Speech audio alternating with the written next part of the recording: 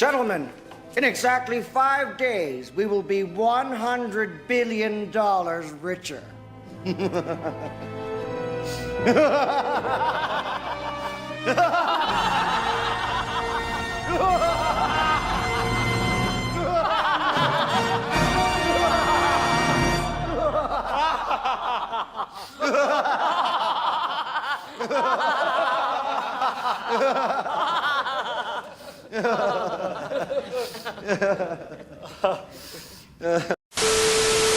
You worked for was the Hart.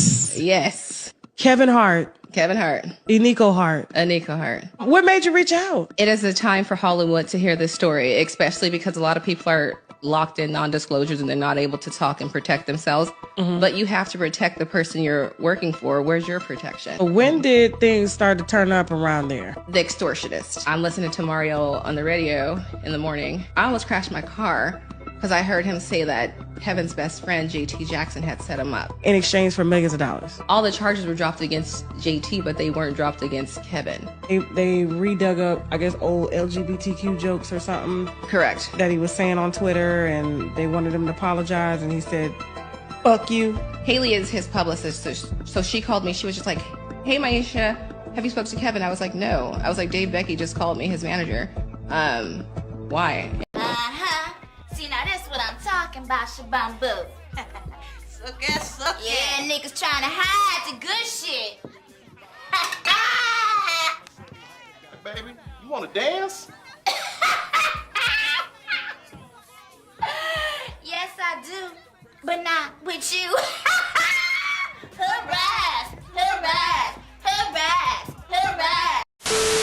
I was keeping everything under wraps. I didn't want to say anything because I didn't want to lose my job. But I was getting anxiety because I was like, we're going through scandal after scandal. If he cheats on Eniko and she's pregnant with her second baby, if this gets out, it's becoming obvious. So we're the not going to be first standing here scandal anymore. was with the first baby. Correct. The one in Vegas. Yes. So these other scandals in office. It's another one in the office. She pregnant again. Correct. With her second And baby. he's still, Correct. according to you, Yes. according to you, Yes. according to you, Yes. leaving semen stains all over the couch at the Yes. Heartbeat Studio.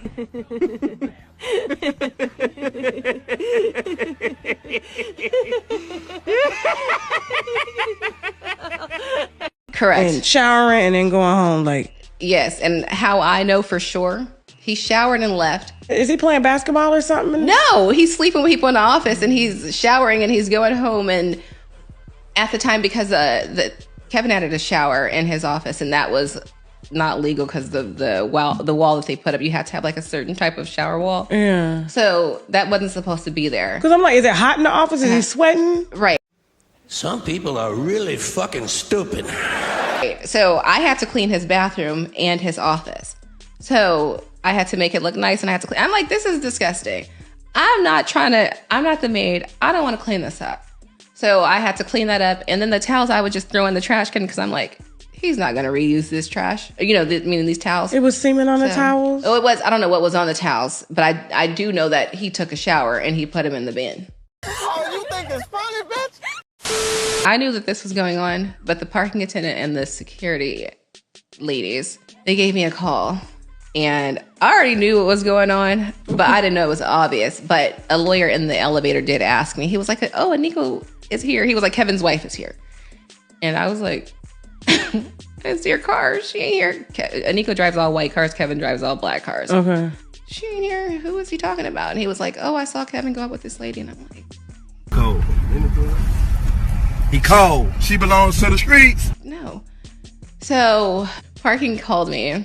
And they were like, hey, Maisha, we just wanted to let you know in security. There's this lady who's really beautiful, and there's a couple of them. And I was like, well, I know of one. I don't know of two. Okay. And they've been coming to the office, and it's becoming pretty obvious that something is going on. Mm-hmm. I was like, how do I tell Kevin this? Because I already know what's going on. Because I had to walk out and not see this TV that was being hung on my wall. I had to leave. I reached out to Tracy, his designer, and I texted her.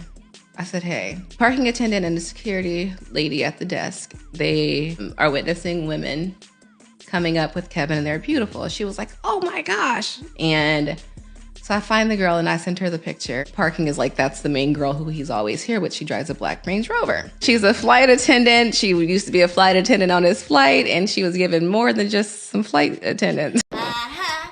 See, now that's what I'm talking about, Shabambo. Told Nico. What you telling Nico? I text her, and I was heated when I quit because they were shorting me my check. They weren't giving me my overtime. I'm in a bind, Nate. Some other time.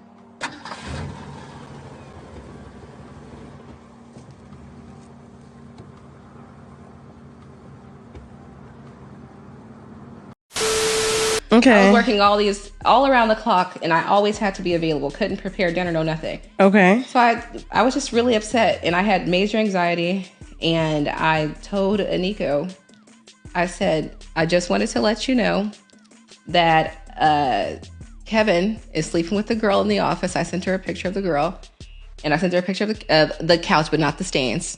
We don't give a fuck! Jesus! We don't give a fuck! Ooh! Is that the text? Look, hi, Mr. Hart. Do you have 5 minutes today so I can go over a few things with you? So this is at 6 p.m. Okay. June 26, 2020. I was getting major anxiety during this time. Yeah. And he was like, tried you back. So I called him and I was like, are you alone? Are you by yourself? And I was like, are you with Nico? He was like, mine. What? Damn. And I said, people in the office think that this girl, Mix Morgan, is an escort. That's her Instagram. Hold on for a second. Let me. I sent him that. She's gorgeous. So after what was being done with it to Nico, I was just over it. Uh-huh. See, now that's what I'm talking about, Shabambo. Yeah, niggas trying to hide the good shit.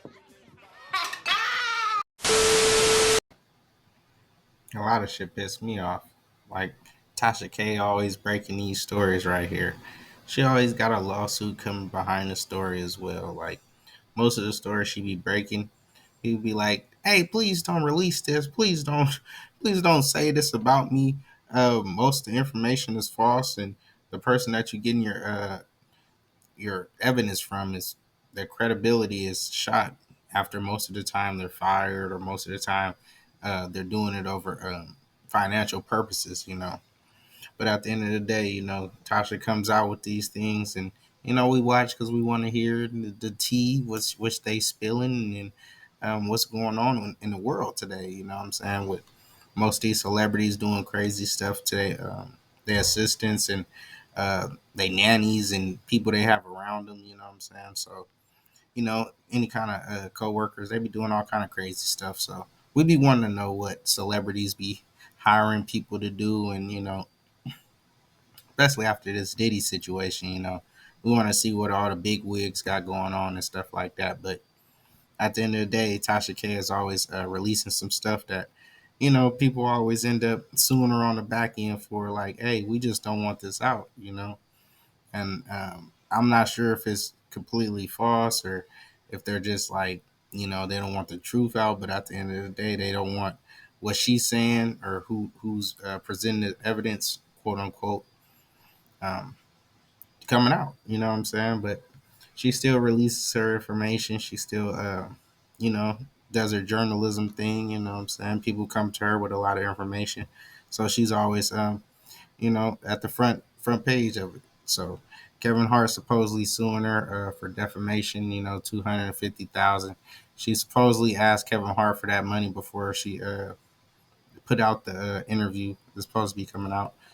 And you know, it's just how celebrities have to respond to people in the tabloids these days. You know, because they can't ask them to not put it out. It's too big of a story, and this and that, and it always comes with some financial gain for the person putting it out. So they're going to keep on putting it out, and the celebrities got to, you know, defend themselves and make sure they don't get canceled for half the shit that's coming out these days. So, you know, it is what it is.